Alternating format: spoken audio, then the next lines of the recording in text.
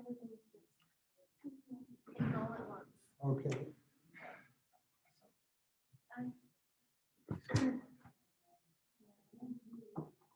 Wasn't it good that I pushed this thing back for a couple of days?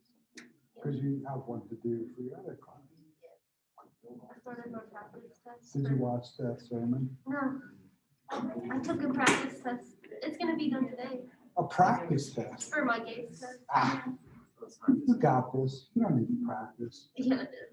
No. I couldn't answer either one of the constructive response questions. I got a 71% on my first try. Well, what do you have to get? So I have to work my way up to an 80 because if you get at least half of it right, then you'll pass. You actually have to get less than half.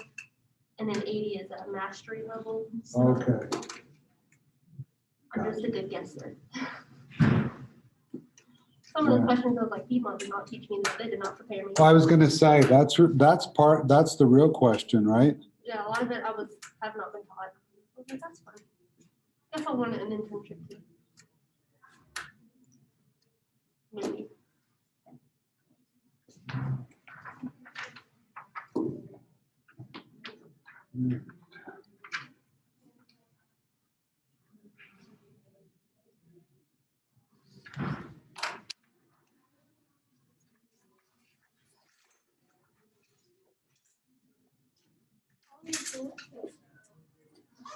What's that? How are you doing? My day yesterday? Just in general, how are you doing in general? Fabulous. What did you do yesterday, Preston? I decided to take the day off because technically I would have had to work yesterday because while I'm a faculty member, I'm also an administration person. I was a campus minister. And that part of my job would have required me to be on campus working yesterday. But I felt like I needed a day off, so I told the president I'm using one of my vacation days. He said, okay. Plus, I understand you all just like were nowhere to be seen. I played around the golf yesterday. Well, I was gonna say, people said that it was super quiet on campus. Yesterday was the most I've ever worked. All right. Weird.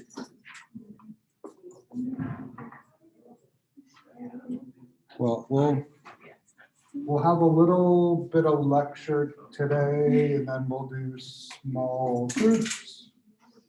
And right now, like, based on the fact that only half of your class, but right now, group one would be the 3 of you, group 2 would be the 3 of you, and group 3 would be the 3 of you. Fair enough?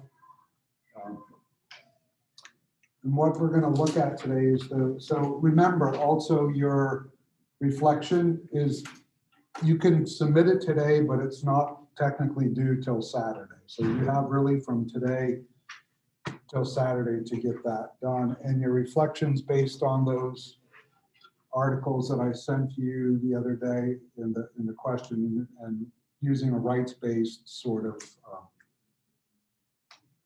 moral theory. And I emailed your reflections back from the other day this morning. So that's what I did yesterday. So part of my day off yesterday was grading your reflections. But that was what I had.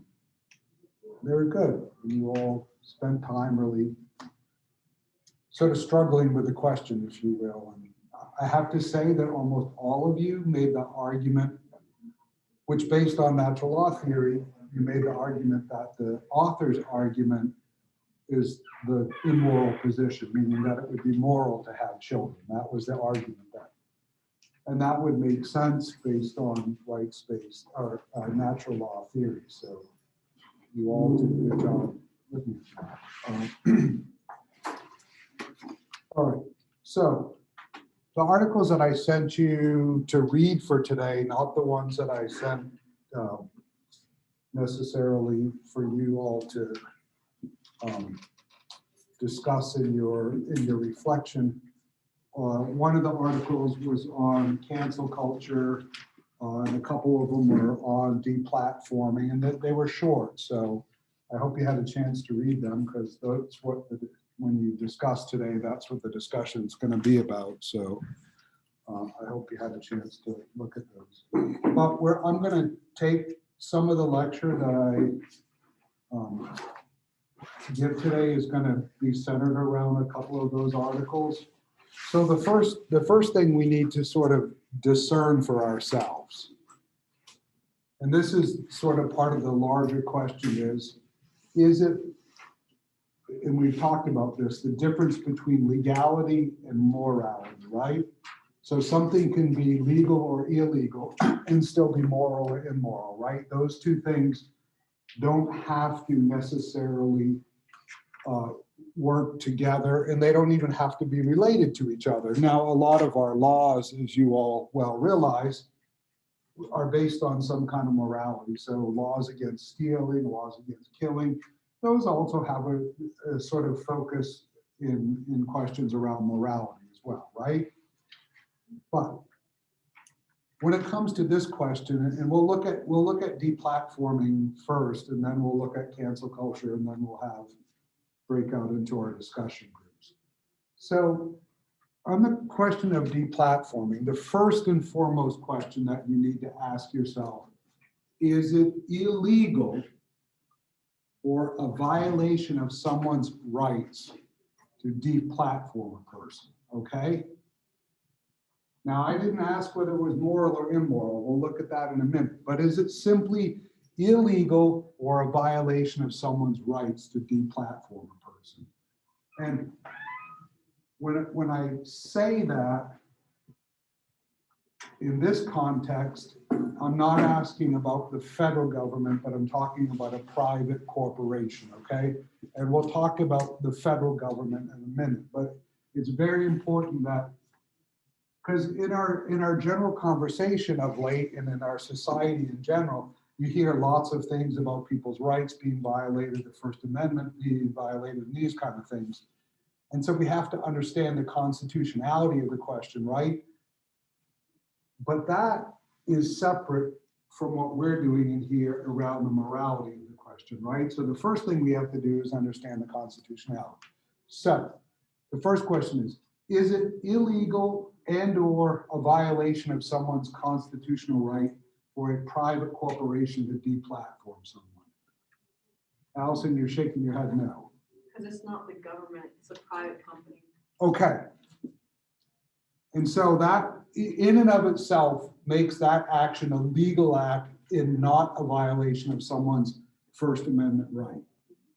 This is the first and most important thing we need to discern, because one of the things that we heard after, for example, President Trump was deplatformed from Twitter and Facebook and Instagram and then YouTube, was that his First Amendment right was being violated. Was it? No. No, because in that action, those corporations are private corporations. And in that action, while he's the president, his office of president doesn't give him super rights, okay? And the reason I say super rights is just because you're the president doesn't mean you have extra rights for free speech. It also doesn't mean you have less rights for free speech necessarily, right? You have the same rights. And so simply deplatforming him was a legal act that did not violate his First Amendment right.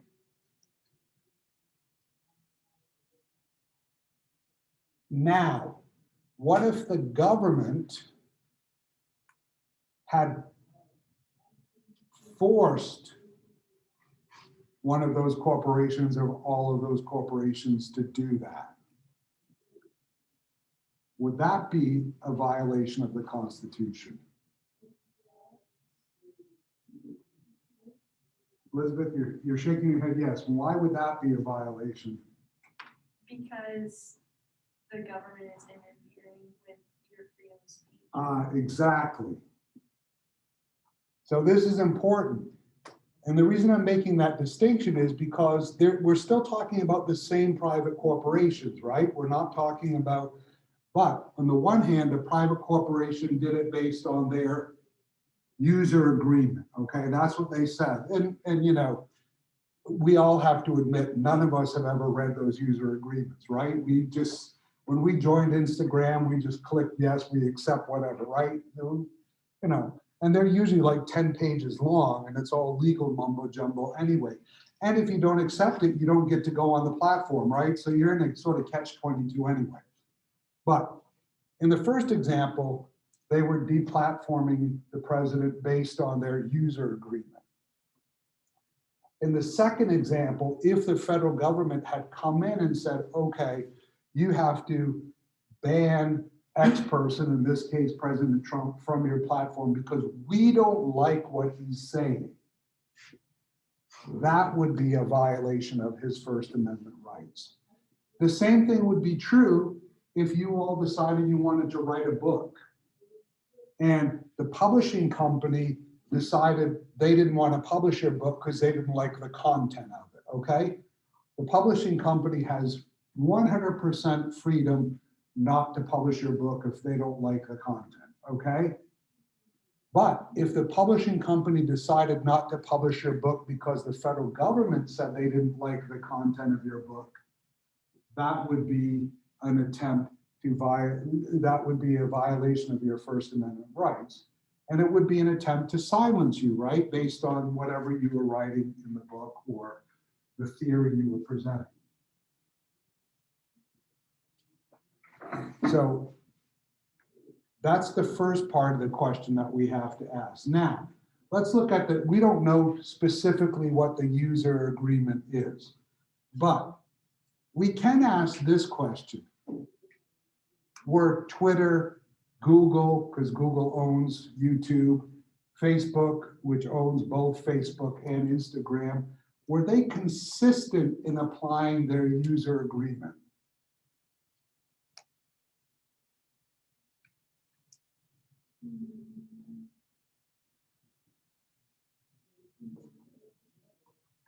What do you think? Were they consistent in applying their user agreement? Right. And how do we know that? Was this the first time on January 6th that President Trump ever said something that was incendiary? No. I mean, even if you like the person and you voted for him, you can admit that he said incendiary things for a long time. And he didn't get blocked or deplatformed, right? Are there other people on those social media sites that say incendiary things and continue to do so today? Mm-hmm. Yes. So one of the things that we for certain can say is they were inconsistent in the application of their user agreement. Now, again, that doesn't make what they did illegal or violating someone's First Amendment rights, okay? It just means that they're inconsistent in their application of the user agreement. Now, why is it important for us to think about and discern that part about the consistency of their following of the user agreement? Why is that important?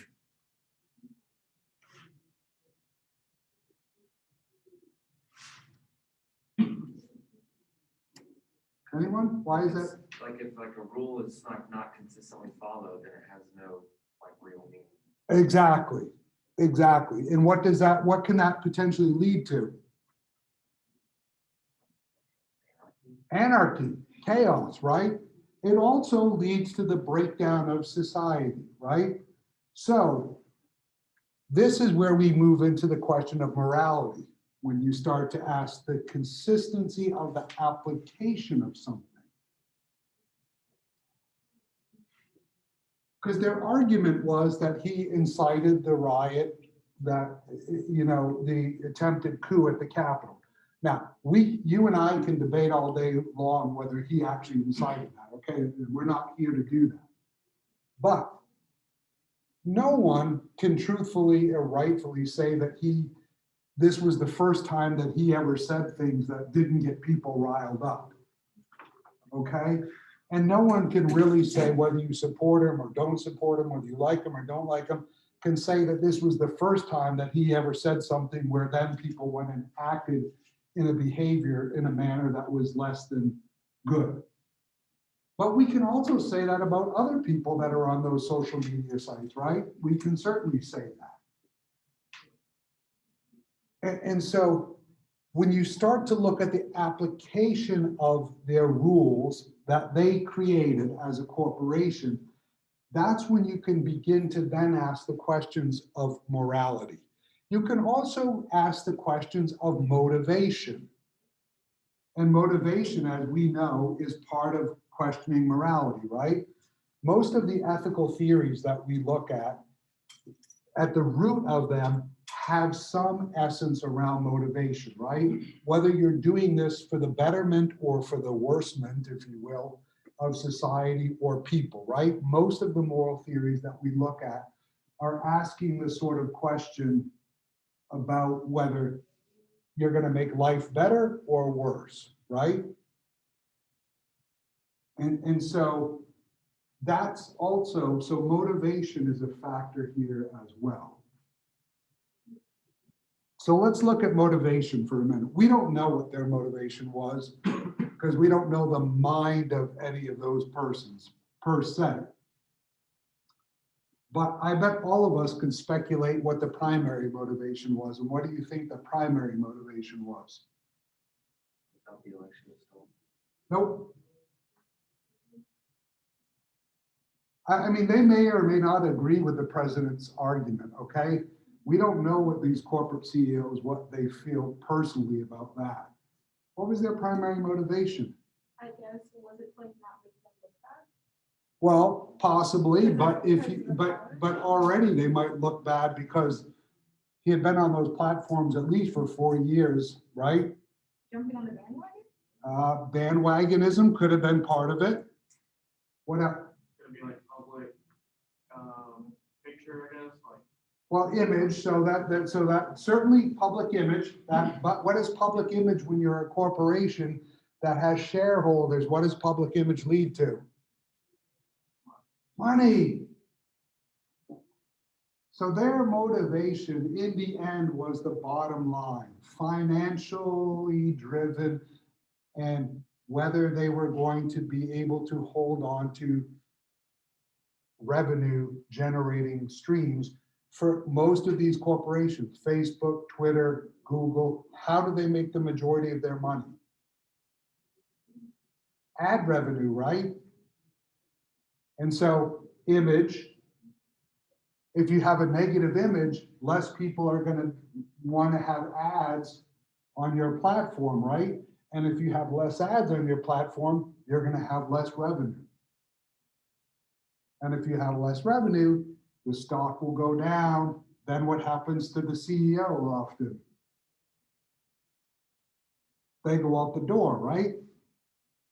Because what's the primary job of the CEO of a corporation? To make sure that the corporation makes money, right? I mean, that's their primary job. So we can be fairly certain that financial revenue, ad revenue, was the driving force. Because if it's simply public image, you could say, well, gee, his behavior was well known for a long time, and the actions he did were not, I mean, he did many of the same things in previous times. If it was simply a violation of the terms of agreement, he violated them a long time ago, right? If that was simply it. If it was because you wanted to look better in the public's eye, which is probably part of it, then that also, the ship may have sailed already. But in this singular moment, what changed, and this gets to who made the comment. So when the insurrection or attempted coup or whatever you want to call it happened, the riots in the Capitol happened, what changed that was categorically different from all the events before that?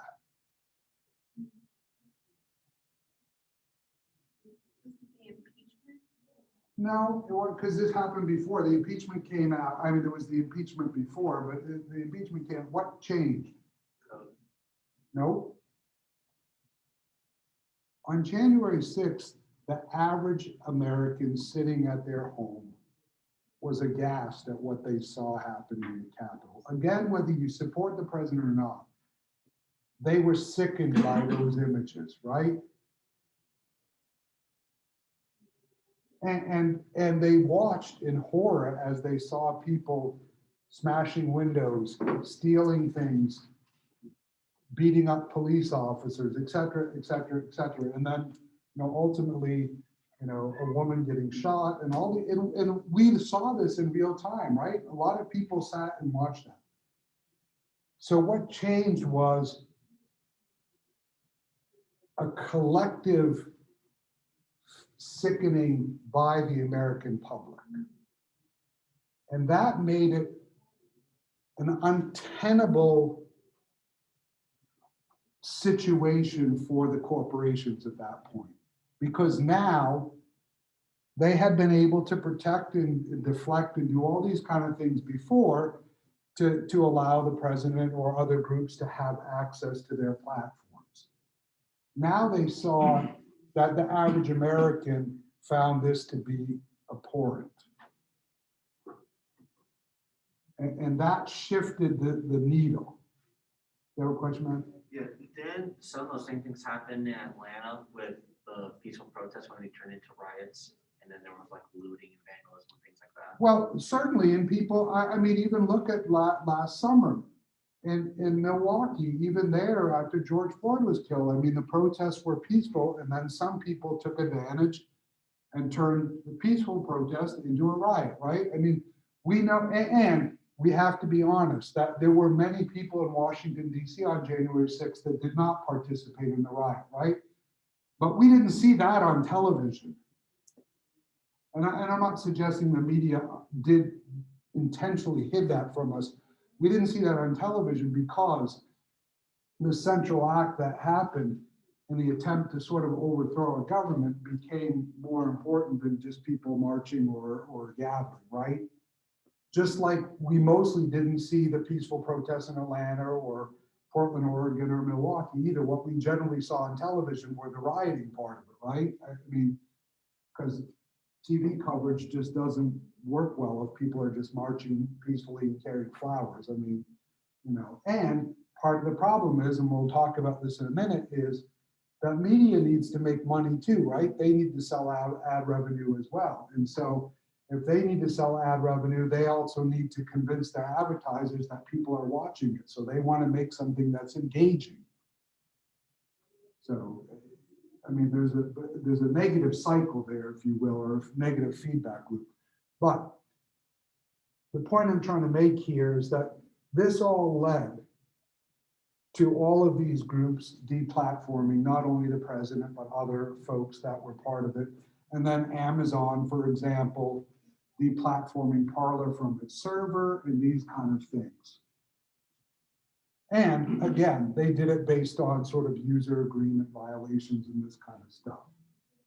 So I want us to keep in mind, not that we're going to go forward and read these user agreements in the future, but I want us to keep in mind the fact that that sort of argument, while it may be a legitimate argument, because when you click on that, you also agree if you violate them, they have the right to get rid of you. It's a sort of nonsense argument because there are lots of people on these platforms that violate these things all the time, right? I mean, you and I might even do it sometimes when we post something and then the community watcher on Facebook finds it, to be a violation of the community norms and you get booted off Facebook for a day or something like that, right?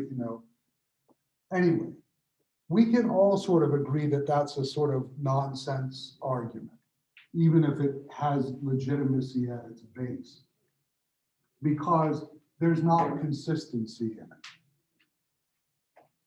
That brings us to the larger question. So first we'll deal with the sort of deplatforming, and then we'll deal with the cancel culture, which is sort of the umbrella over deplatforming. Is it moral or immoral to deplatform people? That's how big their audience is, Why does it depend how big their audience is? because however many people you're reaching is however many people you could be affecting, that's what you're saying. Okay, so that's sort of a utilitarian like view of it, right? But you would be making the argument there that if you're reaching a lot of people, it would be immoral to deplatform that person. But what if you're Adolf Hitler? He was reaching a lot of people. Well, what I was saying was it only makes sense to deplatform someone if they had a lot of views. Oh, okay. But I'm asking the question about the morality, not the number of people. Well, that's what I mean. It'd be more moral to get rid of someone that's reaching a lot of people in a negative way. Ah, okay, I see what you're saying. But then you have to quantify what's a negative way, right? Yeah.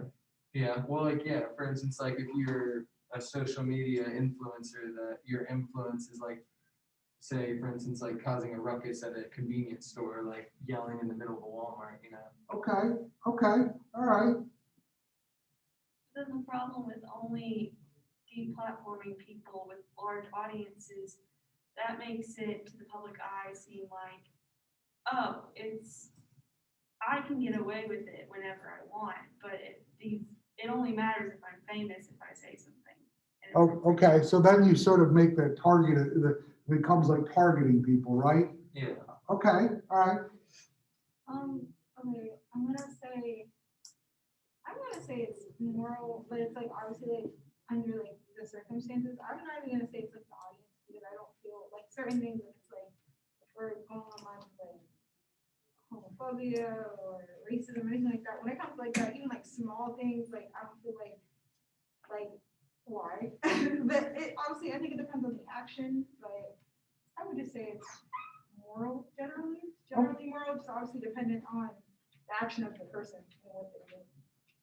Anybody have a counter view that it would be immoral or it might be immoral? Pete, go ahead. Kind of, it definitely does depend on the circumstances on like what the person is like spreading, but then also at the same time, like I do believe private corporations have the right to like take someone's account down, but at the same time, I do feel like it still falls under that First Amendment right. If you think about it, the only way nowadays we have spread news is through private corporations, through newspapers, like I guess Wall Street Journal articles like that, Facebook, Twitter, Instagram.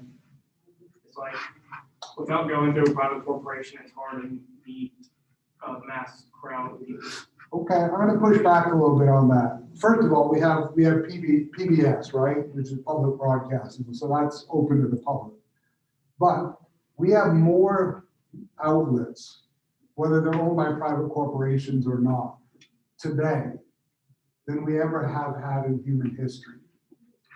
And so prior to the 20th century, basically the only avenue people had to share their personal view was write a book, and they had to be literate to do that. And then it had to be published, and then people had to be literate to read it. And or they did an interview in a newspaper and did it. But that was pretty limited to whoever got the circulation. So I would argue that we have vastly more outlets today than we ever have in human history to share our own belief system. Well, I agree with that, but to be able to reach the mass crowd, most people, I bet all of us in here have a Facebook, Instagram, Twitter, Snapchat.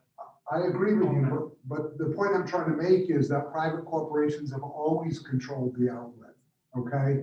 That's what I'm trying to say, is that regardless of the time that we've lived in, since the printing press came into effect with Gutenberg, a private corporation at some level has always controlled people's access to share their voice, okay? Well, I guess push back on that in that case, if every outlet has a private corporation, why should they have control over someone's speech then? Well, because at least in our constitutional framework, the founding fathers and mothers had no problem with private corporations giving access or not access to an individual citizen. The concern and the fear they had was that if the government interceded and prevented private citizens from speaking, that would mean that the government would be, you need to remember when the Constitution was written, shortly after the Revolution, and this is why we're going to talk about this in a minute, again, the morality of this question. But, you know, the king controlled media back then, okay? And because the king controlled media, the only way that people could revolutionize was underground, okay? And anything public was controlled by the king, and therefore you were a traitor and killed. And so our founding fathers and mothers' greatest concern was that we would never have a position where a king or the government would be able to do that, meaning force people underground, okay? They also couldn't envision a time when all the things that exist today. So, I mean, part of the problem is the only thing they envisioned when they existed were newspapers and books. That there was no other type of media that existed. So that's why I'm saying that it would be hard pressed to say that even though private corporations have more power today, they're violating your First Amendment based on the framing of how our forefathers and mothers saw it, okay? But still the morality of it is a question. Now, I'll let Matthew go ahead. So I'm just kind of piggybacking on into this. I think part of it is that, we do have the free to say what we want, but that does not mean that we should or that we can without some kind of repercussions. Well, we've always known that free speech has consequences, right? Even the founding fathers and mothers understood that. They didn't believe in sort of like the sort of silly notion that you could say anything and there would be no consequence to it. It's not like you're gonna expect someone to threaten somebody and not expect the person to either threaten you back or fight back or something like that. Well, no, and again, so there isn't sort of consequence-free free speech, okay? That, and I don't think Peyton was suggesting that. I mean, so I don't think he was suggesting that. The problem is, in Peyton, I think one of the difficulties today is that the enmeshment of corporate power and money and government sort of political influence based on corporate power and money blurs the line of how much power a corporation has in relationship to a government, right? I mean, that line is certainly blurred. And again, our founding fathers and mothers couldn't have ever envisioned that, we have one human being, Elon Musk, or two, I guess, and Jeff Bezos that combined are worth, $300 billion combined. I mean, they couldn't have, the economy of the United States wasn't even that big at the so they couldn't have envisioned that either. Other thoughts about this sort of morality, immorality? So we're just asking the question of if it's moral to take away somebody's ability to. Right, not whether it's legal or not, but whether it's moral or not. Well, if we go back to what we looked at a few weeks ago, the morality of like sociability and knowledge, they're technically limiting both of those. Exactly. Ding, ding, ding, ding, ding, ding. So what would that lead one to conclude likely? That it's immoral to take away those intrinsic goods. At least presumably it's immoral. Because obviously we still have to deal with the consequential question, right? Yeah, So part of it's like keeping some people safe. Like if someone's saying, "Hey, let's riot, let's loot stuff," they may do that to make sure that other people are staying safe. Right, but I think part of the problem is, and this is the tricky situation. Think back to the revolution. True. I presume that all of us sitting in this room believe that the revolution against Great Britain was a good thing. If you're a British person, do you think it was a good thing? Not today, but then. I guess it depends on that. No, right. I mean, granted, everybody that was living in the colonies at that time was a British citizen, but not everybody in the colonies supported the revolution, right? Remember your revolutionary history. There were colonists that fought on the side of the British government. The point I'm trying to make is that this is the other challenging part of this when we talk about incitement and revolution in this kind of language, is that whether it's good revolution or bad revolution depends on which side of the fence you sit on, right? Okay, going off of what you said about like human sociability, if we're going on natural law theory, that's what we're going on. Because if it's like, if what the person is saying can't possibly incite, like, I said, like, affect other people's, like, human life, or like incite people like dying or death or anything like that, and then you're kind of like, then you're affecting like human life. So Well, then it's like, right, and so and this is part of the problem right here. Because we can't necessarily draw a straight line from what someone says to the action of another person most of the time, right? I mean, we certainly can sometimes, but most of the time we can't draw a straight line between those things. But we would, I think at a core level, have to agree that in general, deplatforming would be an immoral action in general, okay? We can find specific instances where it would certainly be moral to deplatform someone. I mean, literally, if I took a gun out and started just shooting people and advocating some sort of mass revolution, I think most people would say we don't want that person's, that streaming on the internet, right? And we could make a good argument that that would violate a lot of sort of sensibilities of people. But in general, I think it's fair to say that it would be not moral in most cases to deplatform a person. The other thing that's problematic with the president, and then we'll shift this a little bit, one more step, and then go to cancel culture. The other thing that's problematic with the president is that the argument that his First Amendment right was being violated by not having access to Twitter and Facebook is problematic for another reason that you and I really don't have in our wheelhouse, if you will.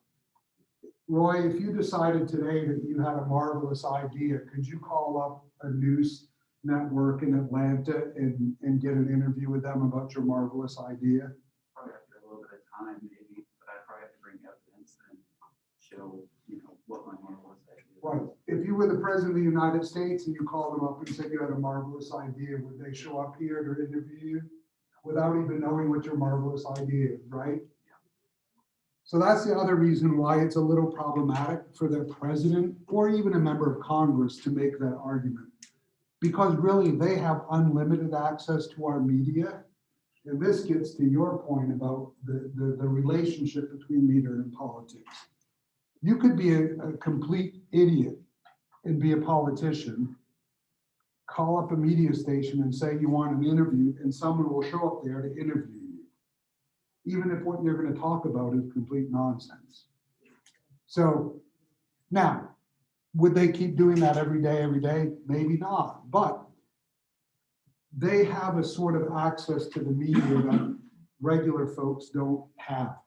That would also be true with these super wealthy people. I mean, Mark Zuckerberg, again, Roy, if you were Mark Zuckerberg and you called up one of the San Francisco media outlets and said, hey, I got a great idea for a new product, they would show up to interview them, even if they didn't have any idea what the product was about.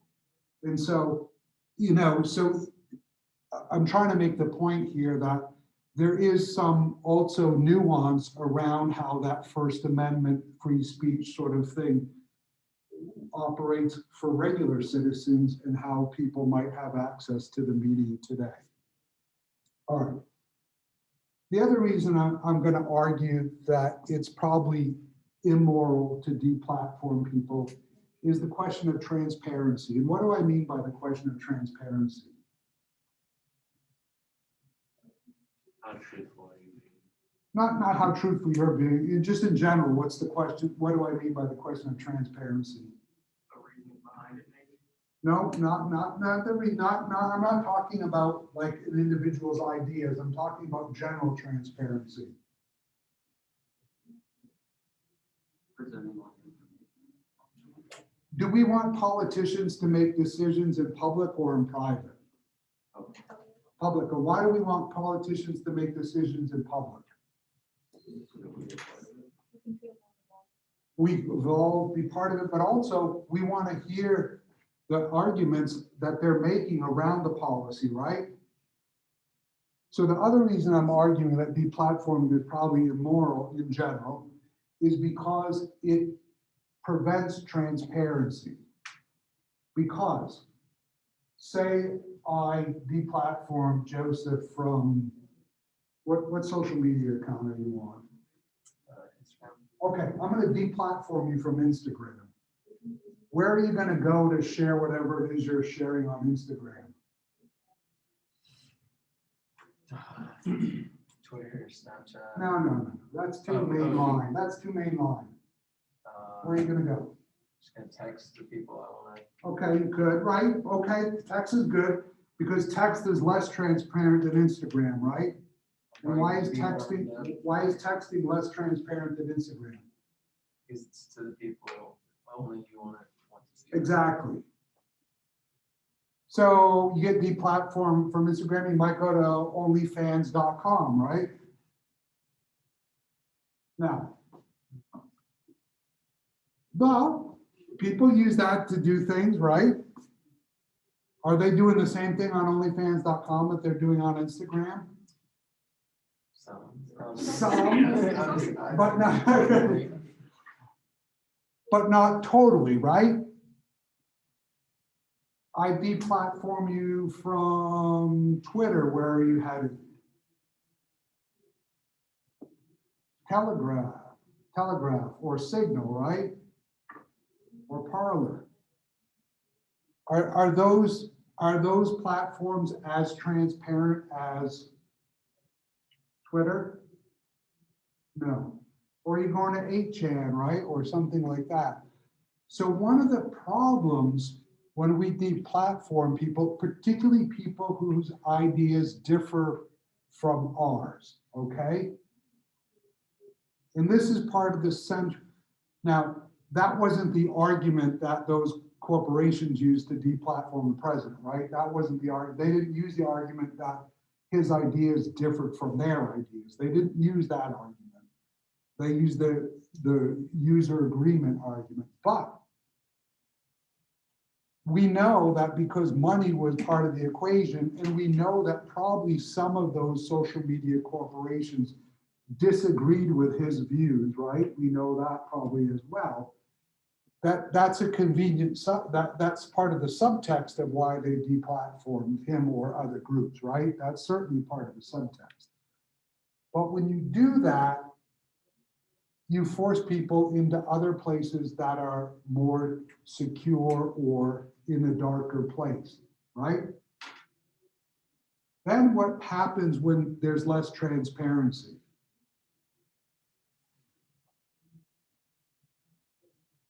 You might not, and on those other websites, you might not have a face put to a name, and they don't have to put, they can be a. Okay, so anonymity is much simpler there, right? So that could be problematic because anonymity could breed that the more base side of our humanity comes out when we're anonymous, right? People always see what you have to say or have written. Well, right, might not be able to connect those things up. What else can happen when there's less transparency? I think people, well, the base side is that people are quicker to be like things that they might not say on bigger platforms. They will be quick to be like, oh yeah, well also, and they'll be like, oh, I see your true colors now. Oh, okay. But but then the other part of that is, where's the pushback, right? So this isn't a question of whether you're liberal, conservative, Democrat, Republican, libertarian. This is a question, then it becomes, you're going to gravitate to places that are most similar to who you are and most similar to the views that you hold or want to express, right? And therefore, you're not going to enter into conversation. I'll use you as an example because, a week or so ago, you talked about how you're Christian and Republican, but, abortion and homosexuality, you feel different about that than those larger groups. If I push Peyton into a space where he's only interacting with Republicans and Christians that hold the same kind of view you do, your feeling about people being able to be gay or lesbian or have an abortion might begin to change. or even if it doesn't change, you're gonna silence yourself around that because of fear of what? Being retaliated against, right? But you're also not going to be able to challenge and question and ask people legitimate questions about why they believe that. So one of the things that happens in that kind of system is that it becomes an echo chamber. You probably heard that term before. And it reinforces the things that you already believe, but it doesn't allow any dialogue outside of that system. So if you believe the earth is flat and you're forced into a space where only flat earth people talk, you know, when you watch pictures from the rover landing on Mars last week, what do the people on the flat earth do about that? Now, I actually don't know because, but what do you say, right? I mean, they're still going to come up with a reason why the earth is flat, right? I mean, because that's what they're forced into. But all logic defies that just by that simple activity, right? But no one is going to question that. And so one of the problems, if it with less transparency, we have less capacity for dialogue. With less capacity for dialogue, our values begin to, whether they're good or bad, they get reinforced, and only those things get reinforced. It's like becoming a member of a cult. Because inside of a cult, the only thing that's reinforced is whatever the cult believes, right? You're not allowed to question that, because if you do, first of all, that creates a problem for the larger group. But secondly, you don't have any information, you don't have any way to actually, you know, get resources to talk about that, because the cult's not going to let you do that. And I'm not suggesting that people, you know, that someone that decides to be on Telegraph has joined a cult just because they're on that. But the point being is, the same kind of system begins to take over when you go into a place where only people are saying the same thing as you. And those are the only views being held. And so when we deplatform people from Twitter or from Facebook or whatever, they're still going to want to talk, right? Because we're social animals, and they're still going to want to share things. They're going to find a place to do that. And it might be a place that's less healthy. All right, that pushes us to cancel culture. And then we'll pass this out and we'll have a little bit of time to sort of go through this.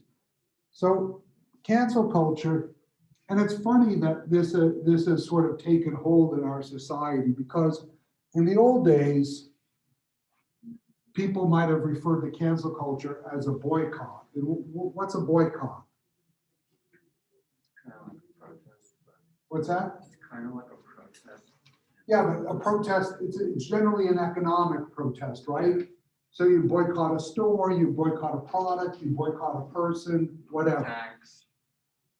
And in the old days, we saw that as a completely acceptable thing to do. Why did we see boycotting as an acceptable, I mean, most people did, not everybody, but why did we see boycotting as an acceptable thing to do? Because if you don't agree with that company or product, then why financially like support them? Exactly. And sometimes we would rally. I went to college in the 80s, okay? Does anybody know what was happening in the 1980s? That was a global boycott going on. Does anybody know what that global boycott was in the 1980s? Against the government in South Africa, apartheid. So corporations were divesting their money from the government of South Africa in products from South Africa, because they didn't agree. Most people, not everybody, some people did it just because it was jumping on the bandwagon, but for the most part, they didn't agree with the government's position and in the way they treated Black South Africans, okay? And famous people participated in it, whole universities participated in it. Harvard, in the quad, if you've ever been to Harvard, the entire quad of Harvard, people set up tents and they had anti-apartheid. They lived in the quad for weeks on end to try to get Harvard to divest its money from its endowment from doing business with South African corporations. And people celebrated that for the most part. But that is cancel culture, right? They weren't trying to cancel a person, they were trying to cancel an entire government.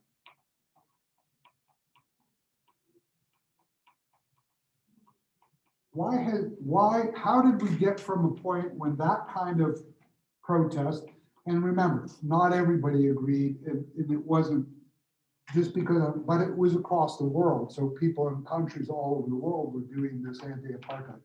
How did we get from that space to cancel culture? Any idea? And why it's become a negative thing? Because social media presence is so essential to like, I mean, to have a mass following. Okay, so social media presence does play into it. But it's bigger than just social media presence. Is it because it's like quicker to find information, like about like people or like things like that you might not have known or that could have like more easily gone under the radar otherwise? That's part of it. That's part of it. Any other thoughts? How do you feel about cancel culture, just in general? Do you think it's a good thing or a bad thing? Bad thing, okay. Sydney, what do you think? You don't really care? No, No, you don't care, or no, you think it's a bad thing? I don't, I don't, I don't care. Okay, fair enough.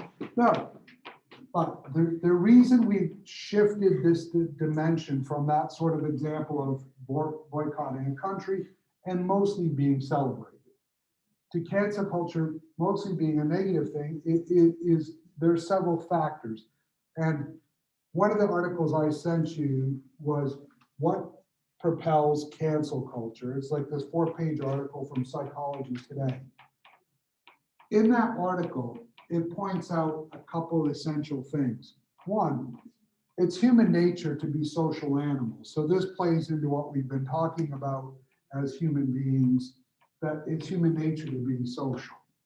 It's also human nature to want to seek accolades for yourself, right? People, you want to be recognized for the good things you're doing, right? I mean, everybody wants to be recognized for the good things they're doing. It's also human nature to survive, right? Survival is a natural thing, right? We all want to survive. Well, this article points out a couple things. One, that our desire, and this plays into the social media thing, our desire to be social is part of the growth of social media. That allows for that to happen in a transnational virtual way, right? But that ties directly to the next thing, that we want to be recognized in those environments. And the article points out that it's much more difficult to be recognized doing good things, right? It's more difficult to be recognized doing good things because it's harder to do good things. It takes longer to do good things. Sometimes, I mean, when someone wins the Nobel Peace Prize, it's usually because they've done something for 20, 30, 40, 50 years, right? To work for peace. And then after 50 years, they get this prize. Most people don't want to wait 50 years to be recognized, right? Most people today don't want to wait 15 minutes to be recognized, right? Which is why we have Instagram. So the article points out that it's a lot easier to get recognized if you bring someone down a peg or 2 or 3 or 4, because that's quick. I can pick on Matthew really quickly and knock him down. And in theory, if I knock him down, that potentially elevates me. Now, it doesn't necessarily elevate me, but it has the potential to elevate me, right? Now, it particularly elevates me if Matthew's in a group that's different from the group I am in. So if Matthew's in the Crips and I'm in the Bloods, I'm using this because gang violence was the first, not the first, but a perfect example of this. How do I elevate my status in the Bloods? I kill someone or beat the crap out of someone in the Crips, right? that immediately raises my profile in my group. Well, social media is the same thing. So in this case, I find a way to take him down, so I point out some bad behavior he engaged in. I do whatever I can, and then my group, people say, hey, wow, Rev Tim's really smart. He called that dude out. And what a jerk that dude is. So now I'm more popular in my group. Now, the last part of that is this whole survivability thing. And the article points out something that's also very fascinating about this moment in time that we live in. The vast majority of us sitting in this classroom or going to Piedmont have less things that will kill us right now in this very moment than any other time in human history people had, okay? Meaning that the likelihood that we're gonna survive till we're 80, 90, 100, whatever, is higher today, even with COVID, than it was 50 years ago or 100 years ago or 200 years ago. Even with car accidents? What's that? Even with car accidents? Yeah. Okay, I used to be a Peace Corps volunteer in the Congo, okay? When I was in the Peace Corps in the Congo, the average life expectancy for a male was 54 years old. The average life expectancy for a female was 36. 36. This is in the late 20th century. What female in America thinks they're only going to live to 36? Right? I mean, and 50% of the children born die before age of 5. 50%. So guess what the average person in the Congo spent almost all of their time worrying about? Surviving. And so where did all of their energy go? To survive, right? So that led to two things. It led to cooperation. Because if you have a family and you have a family, you know right away that your life expectancy is almost half of his, first and foremost. But you both know that the children that you have, only 50% of them are going to live. So you're a lot more likely to work together to help each other to survive and your families to survive, right? When you take that element away, how many of us spend our days thinking about whether we're going to, let's set aside COVID. How many of us spend our days worrying that we're going to survive till tomorrow? How many of you women in this class worry that you're going to die in a little more than 15 years? You're not worried about that, are you, Allison, right? I'm more worried about how am I gonna fill up my days until 90. Well, right, that might be another thing. But, so one of the things that psychologically happens is that when we stop worrying about our survival and we feel more secure, we also stop cooperating with people so much because we don't need to depend on other people to make it through to our 90s. Which means that we're more likely to do what to people? Cut them down, expose them, marginalize them, pit ourselves against them because we don't, in fact, that gives us some kind of sense of fulfillment, right? It gives us energy.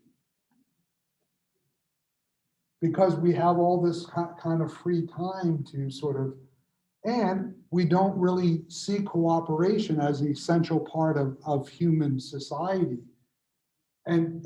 So therefore, that fabric begins to come apart.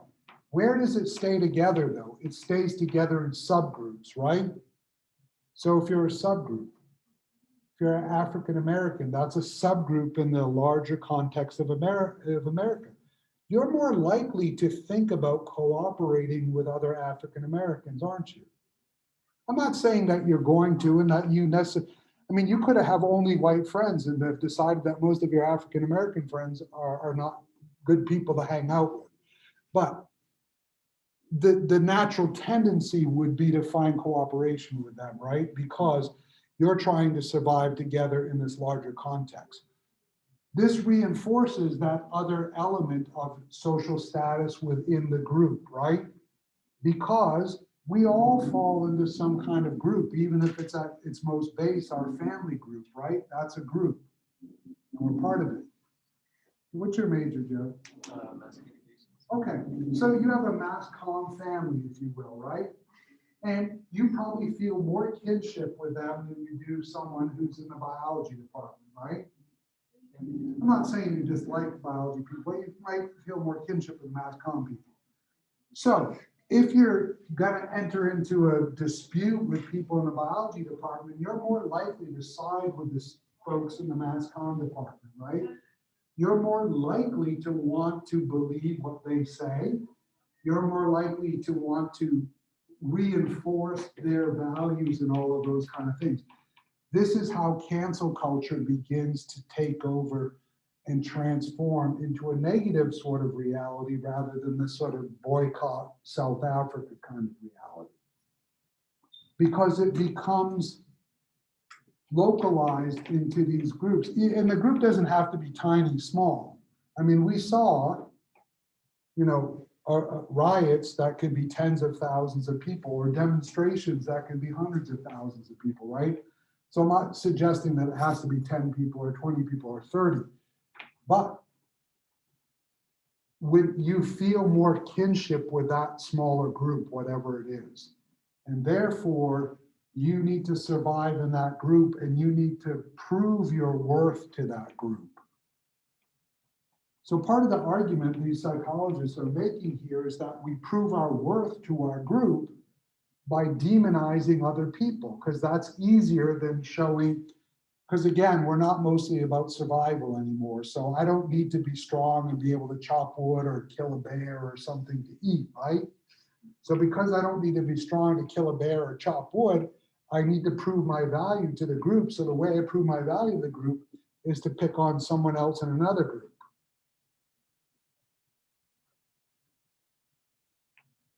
You see how that sort of psychologically, we're hardwired to behave this way if you think about it. The problem is that what does that present to society? I mean, some people do need to be canceled, right? I mean, we could all admit we don't want pedophiles walking around in our streets, right? And so if we knew about a pedophile just walking around, we'd want to out that person. And I would say most of us would feel comfortable if that person were outed, right? But what if the person just has views that are different than yours? Is that okay to out the person because their views are different than yours? Well, does it depend on the views? Yeah, I guess if it's, unless it's like genocidal, Your you know. view is, I think half the people on the planet should die. So we can have. Okay. If Thanos had a Twitter account, Okay. basically. Okay, so there we go, another aspect. So it could depend on your views then, right? But when you start framing it as depending on your views, then we have to get back to the other side of the equation. And we have to get back to the side of what's the general consensus of society, right?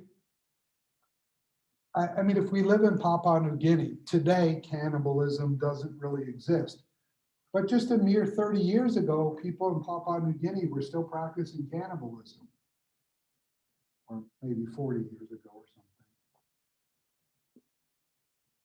So was it wrong in Papua New Guinea 40 years ago and before for them to practice cannibalism? No. Not from their perspective, right?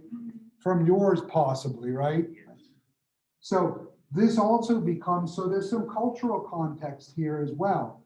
And so this is another important element. And this is why cancel culture is so problematic, because it can't just be a universal sort of stamping out of this person or that person based on sort of whims. Also, most of you are at an age right now where if you do something silly, older people are going to forgive it, okay?